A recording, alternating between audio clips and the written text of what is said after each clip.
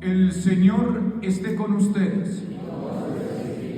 Proclamación del Evangelio de nuestro Señor Jesucristo, según San Lucas.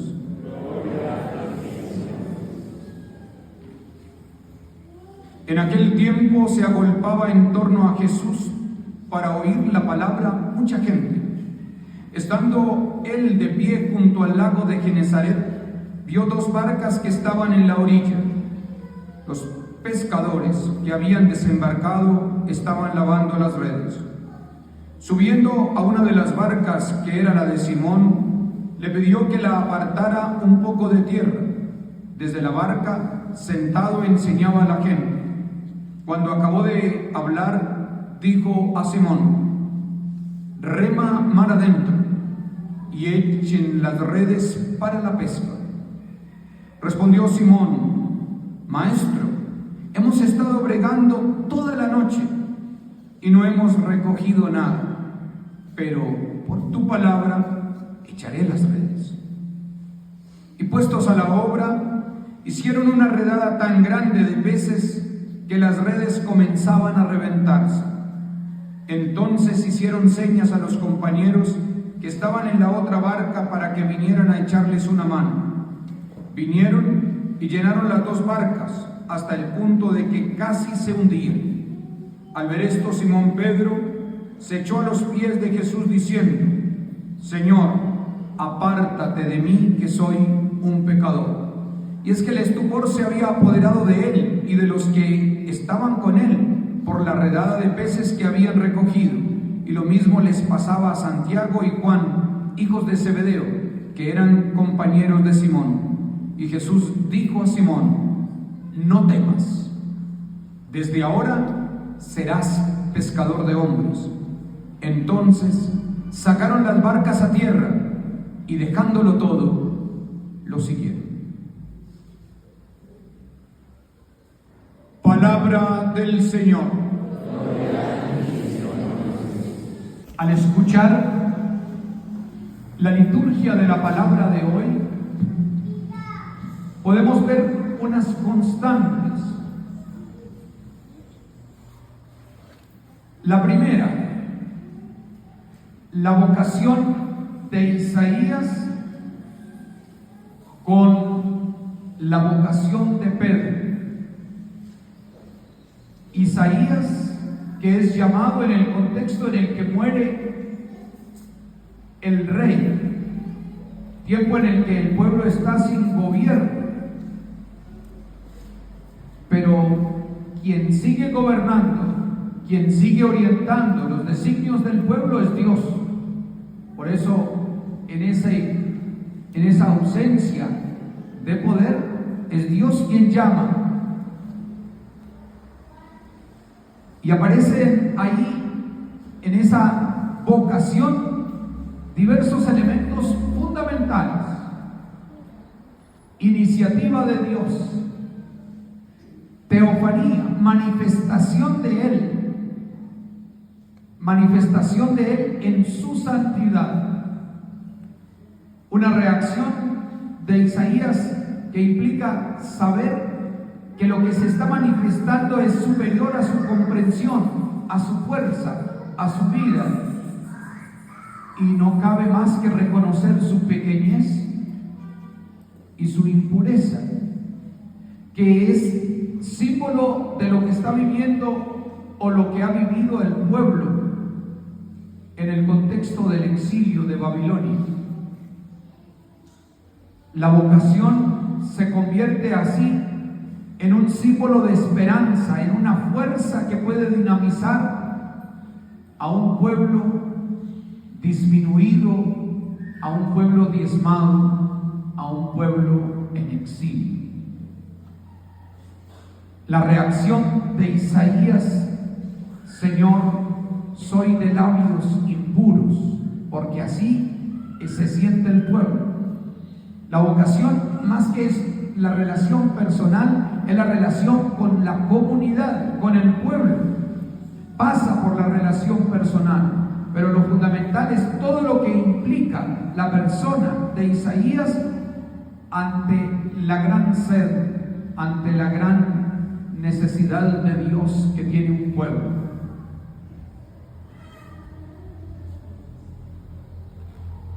Viene un momento de transformación. Y ese momento de purificación con el fuego, que representa la presencia de la santidad de Dios. Es la santidad de Dios cuando toca la palabra, la boca de Isaías, que él se transforma, se purifica como se purifica el oro en el crisol. Es el proceso de encuentro con Dios que implica una transformación, no por la capacidad de Isaías, sino por la fuerza creadora de Dios, por su santidad actuando en él. Y luego la pregunta, después de que se ha generado esa experiencia profunda de encuentro con el Señor, Dios pregunta: ¿a quién enviaré? En un tiempo de desesperanza, en un tiempo de crisis, surge la fuerza, la pregunta: ¿a quién enviaré? Y necesitamos que haya muchos Isaías que tengan la valentía de decir: aquí estoy, envíame, Señor. Aquí estoy, que implica la disponibilidad, reconociendo la pequeñez, pero reconociendo que la misión es grande, exigente, fundamental. Lo mismo le ha pasado a Pedro. El relato del Evangelio de Lucas nos muestra cómo Jesús, después de haber fracasado en Cafarnaúm, se reúne una multitud en torno al lago de Genesaret, el mar de Galilea, allí donde empieza la obra mesiánica. Ese lugar tan referente para la iglesia, como diría el mismo Lucas en los Hechos de los Apóstoles: la cosa comenzó en Galilea, refiriéndose a toda la obra realizada por Jesucristo. Eso que empieza en el lago implica que hay una cantidad de gente que viene a escuchar la palabra de Dios en Jesucristo. Es la primera vez que aparece en el Evangelio de Lucas esa expresión, que se relacione lo que Jesús dice como palabra de Dios.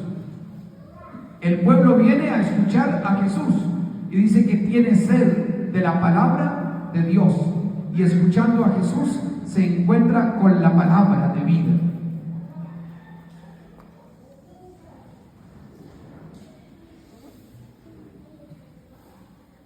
Como Jesús ha fracasado en Cafarnaúm, del mismo modo ha fracasado Pedro en su noche de pesca.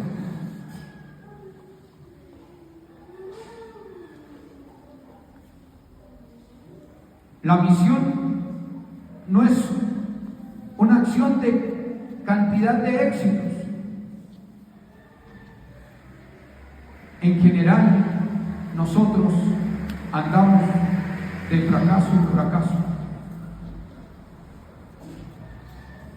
Pero lo que distingue a un fracasado creyente de un fracasado no creyente es: vuelve a lanzar la red, ve a lo profundo. Esa es la diferencia. En nuestra vida tenemos muchos intentos, y muchos de ellos son fallidos, y sentimos que nuestra vida la llevamos a cuestas y que como que no avanzamos. Y en esa noche hay cansancio y protesta como la de Pedro. Hemos lanzado la red toda la noche, no hemos cogido nada. Pedro, el pescador, que sabe que se pesca de noche. Jesús, carpintero, que no sabe nada de pesca, pone a Pedro a pescar en el momento en que nadie pesca. La pesca se realiza ¿cuándo? De noche. Y Jesús pone a pescar a Pedro ¿cuándo? De día. Eso representa que la pesca que Pedro ha realizado de día es una pesca distinta, es una pesca nueva, que empieza con el clarear de un nuevo día. El día de la resurrección empieza en una mañana, en el 8º día de la creación. Ahí ha de empezar un tiempo nuevo. Ya no con la fuerza de Pedro, ya no con la sabiduría de Pedro, ya no el pescador en el lago, sino un Pedro que es capaz de dedicarse a cuidar, a proteger a seres humanos.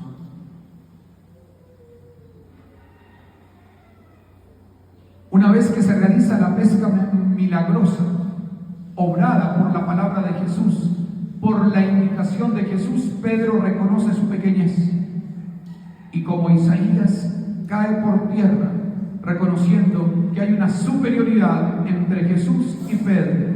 Pedro se reconoce frágil, pequeño, y ese es el principio de la transformación de un discípulo.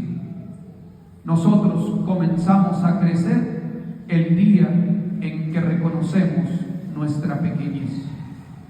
El día en que reconocemos que somos profundamente frágiles, dependientes de Dios, ahí comienza el clarear de la mañana de la resurrección que hace posible una transformación de la acción de Dios en mi vida.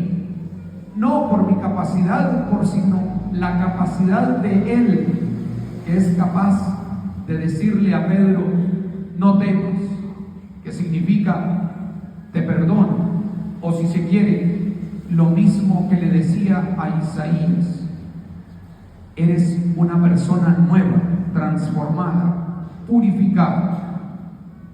La palabra de Jesús que llega a ese hombre que se siente pequeño ante la inmensidad de Jesús, recibe la experiencia de transformación, de perdón profundo, que implica un jubileo para él, que implica saber que es perdonado, transformado. Eso que vive Pedro lo tenemos que vivir todos nosotros como iglesia.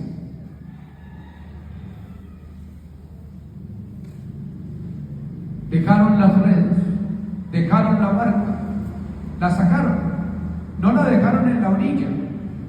¿Qué hicieron con las barcas?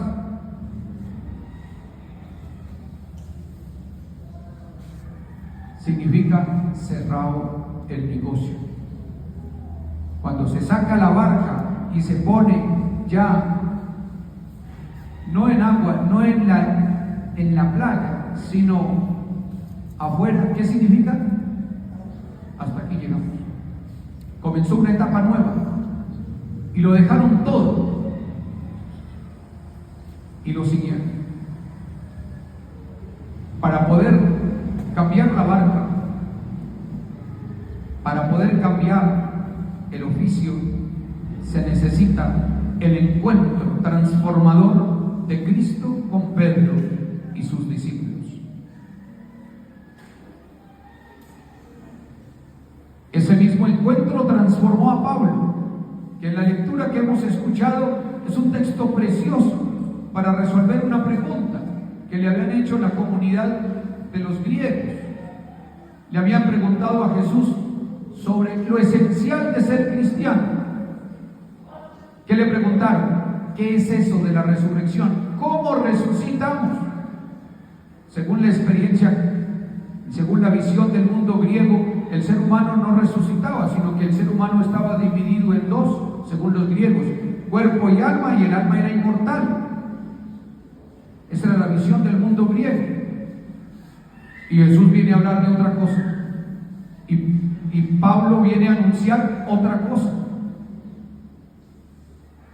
Entonces le preguntan y les piden que explique algo. ¿Que explique qué? ¿Qué es la resurrección? Y para ello se remite a lo esencial, al corazón del Evangelio, al corazón del Nuevo Testamento.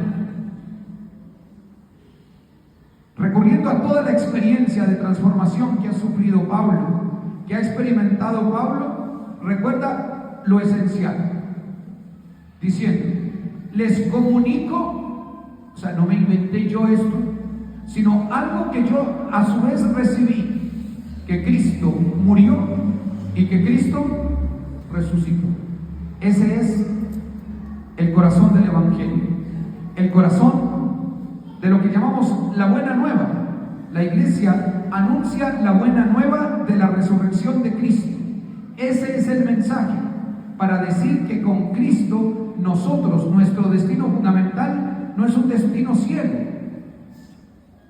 sino un proceso de planificación de la vida que realiza Dios en el momento de la resurrección. Como Cristo ha sido resucitado por el Padre, todos aquellos que creen en Él entrarán en la dinámica de ser transformados, resucitados por Él. Entonces, todos nos sentimos llamados. Pescar hombres significa ser invitados a anunciar la buena nueva de la resurrección, factor de esperanza, de vida y de vida nueva que nos ofrece Dios. Que todos como iglesia hoy sintamos que en la pequeñez de Isaías, de Pablo, de Pedro, tuya y mía, hay algo, una fuerza creadora de Dios, una fuerza transformadora, una fuerza que nos lanza, que nos envía, porque el mundo nos necesita. En los diferentes exilios en que se encuentra el corazón humano, se requiere que la palabra de Dios sea anunciada.